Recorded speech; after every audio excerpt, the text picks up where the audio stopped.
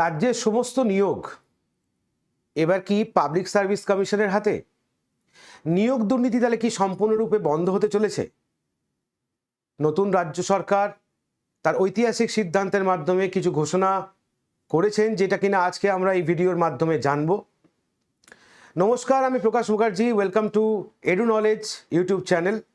আশা করি ভিডিওটা ভালো লাগবে তোমাদের প্রত্যেকের, এবং সরকারের এই যে নতুন পদক্ষেপ অবশ্যই যেটা কিনা বলতে পারো আমাদের মতো যারা কম্পিটিটিভ এক্সামের স্টুডেন্ট তাদের কাছে একটা গুরুত্বপূর্ণ পদক্ষেপ হতে চলেছে।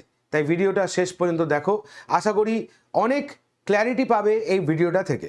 চলো তাহলে শুরু করব আজকের আমাদের ভিডিও। নিয়োগ দুর্নীতি রোধে ঐতিহাসিক সিদ্ধান্ত, রাজ্যের সমস্ত নিয়োগ এবার পাবলিক সার্ভিস কমিশনের হাতে।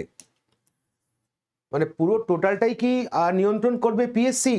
সব পরীক্ষায় কি পিএসসি নেবে? কি বলতে চাইছে? তার আগে এই যে আজকে ভিডিওটা আমরা এখানে করছি তার তথ্যসূত্র যদি বলি কোথায়, না আনন্দবাজার পত্রিকা। লেখকের নাম চন্দ্রপ্রভা ভট্টাচার্য। এটা গতকালের ইনফরমেশন, যেটা কিনা আজকে তোমাদের এখানে ভিডিও আকারে নিয়ে আসা হচ্ছে। যেখানে পেপার কাটিংটা যদি আমরা দেখি তাহলে দেখো বলাই আছে যে নিয়োগে দুর্নীতিতে ঠেকাতে এক হাতে নিয়ন্ত্রণ চায় হচ্ছে সরকার। মানে এই যে ডিফারেন্ট কমিশনের আন্ডারে ডিফারেন্ট পরীক্ষা হচ্ছে, এবং বলতে পারো কিনা রিক্রুটমেন্ট প্রসেস আলাদা, তো সেই রেসপেক্টে দুর্নীতি হচ্ছে এবং সেটাকে আটকানোর জন্য সরকারের তরফ থেকে অভিনব কিছু পন্থা নেওয়া হচ্ছে। কি সেই পন্থা, সেটাই কিন্তু আজকের আমরা এই ভিডিওতে জানবো। প্রেক্ষাপট, কেন এই গড়া পদক্ষেপ? হঠাৎ করে কি এমন দরকার পড়লো সরকারের যেখানে কিনা সরকার এই ধরনের কড়া পদক্ষেপ নিল?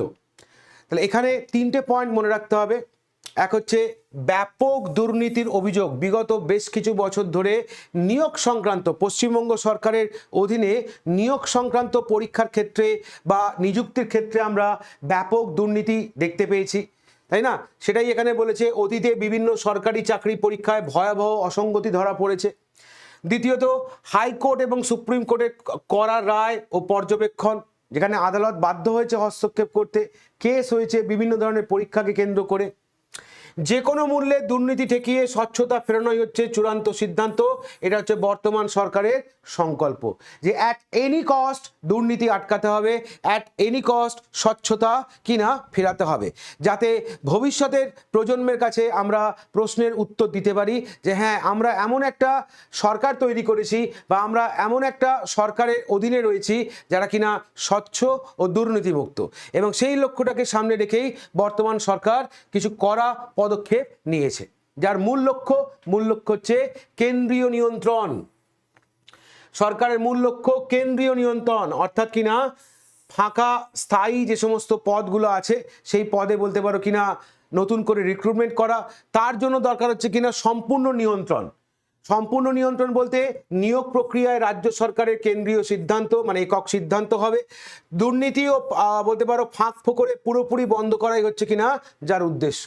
মানে এখানে রাজ্য সরকার যে ভাবমূর্তিতে অবতীর্ণ হতে চাইছে সেটা হচ্ছে one and only decision maker. মাঝখানে আর কেউ থাকবে না, অন্য কোথাও কোনো বক্তব্য কিন্তু রাখা যাবে না।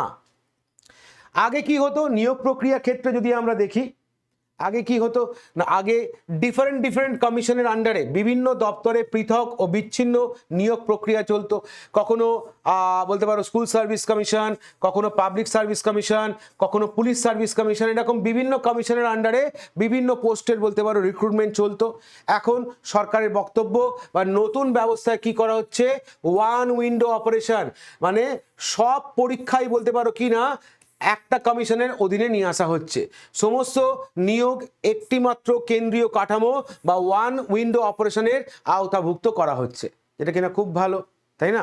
ওয়ান উইন্ডো অপারেশন হলে খুব ভালো। ডিফারেন্ট কমিশনের আন্ডারে নিয়োগ পদ্ধতি হলে হয়তো অস্বচ্ছতা দেখা দিয়েছে, পূর্বে আমরা দেখতে পেয়েছি, তো সেটা আটকানো সম্ভব হবে, যাতে কিনা পাবলিক সার্ভিস কমিশনকে বলতে পারো আরও শক্তিশালী করা হচ্ছে বা আরও শক্তিশালী করাই হচ্ছে সরকারের উদ্দেশ্য। সরকারি স্তরে সমস্ত নিয়োগ এখন শুধুমাত্র পিএসসির মাধ্যমেই হবে। তাহলে সরকারি ক্ষেত্রে যে কোনো ধরনের নিয়োগ এখন শুধুমাত্র পিএসসির আন্ডারেই হবে, যেখানে পিএসসিকে ক্ষমতা বৃদ্ধি করা হয়েছে। পিএসসির আইনি ও প্রশাসনিক কর্তৃত্বের সম্প্রসারণ করা হচ্ছে, সমস্ত দপ্তরে নিয়োগ পরিচালনার দায়িত্ব দেওয়া হচ্ছে, মানে পিএসসির বহর বৃদ্ধি করা হচ্ছে। অন্যদিকে এই বিশাল কর্মযোগ্য সামলাতে কর্মী সংখ্যাও বৃদ্ধি করা হচ্ছে, মানে লোকবলও বৃদ্ধি করা হচ্ছে। তাহলে পিএসসিকে ঢেলে সাজানোর জন্য বলতে পারো সরকার একদিকে যেমন তার ক্ষমতা বৃদ্ধি করছে, অন্যদিকে তার বহর বৃদ্ধি করছে, আবার অন্যদিকে দেখলে তার লোকবল বৃদ্ধি করছে। তার কারণ এখন থেকে সমস্ত সরকারি পরীক্ষা যে পরীক্ষার নিয়োগগুলো পিএসসির মাধ্যমেই কন্ডাক্ট করা হবে। এবার তুমি বলতে পারো স্যার কোন কোন পরীক্ষা যে পরীক্ষাগুলো পিএসসি নেবে? সব পরীক্ষা তো বুঝলাম, তার মধ্যে কিছু স্পেসিফিক হলে আর একটু ভালো হয়। তাহলে পাবলিক সার্ভিস কমিশনের নিয়োগের আওতায় যে সমস্ত পরীক্ষাগুলো পড়বে, গ্রুপ এ, পশ্চিমবঙ্গ সরকারের যে কোনো গ্রুপ এ রিলেটেড এক্সাম, মানে WBCS বা তার সমতুল্য পদের পরীক্ষা নেবে পিএসসি। গ্রুপ বি মানে হচ্ছে মিসলেনিয়াস বা অন্যান্য বা তার সমতুল্য পরীক্ষা নেবে হচ্ছে পিএসসি। গ্রুপ সি অর্থাৎ কিনা ক্লার্কশিপ এবং তার সমতুল্য পরীক্ষা নেবে কিনা পিএসসি। এবং গ্রুপ ডি স্তরে সমস্ত নিয়োগ করবে কে না পিএসসি। অর্থাৎ সমস্ত সরকারি স্তরে রিক্রুটমেন্ট এখন থেকে পিএসসির ছাতার তলায়। তাহলে group A, B, C, D এবং সেই সমতুল্য যে কোনো পরীক্ষা নেবে কে এবার থেকে? কোন কমিশন? না পিএসসি।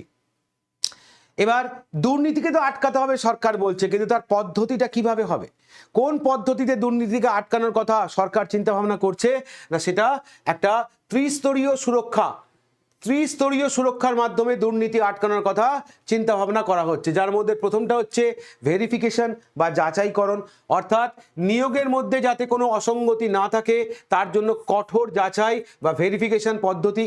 দ্বিতীয়, ডাইরেক্ট সার্ভিলিয়েন্স অর্থাৎ সরাসরি নজরদারি, সমগ্র নিয়োগ পদ্ধতির উপরে রাজ্য সরকারের সরাসরি নজরদারি থাকবে।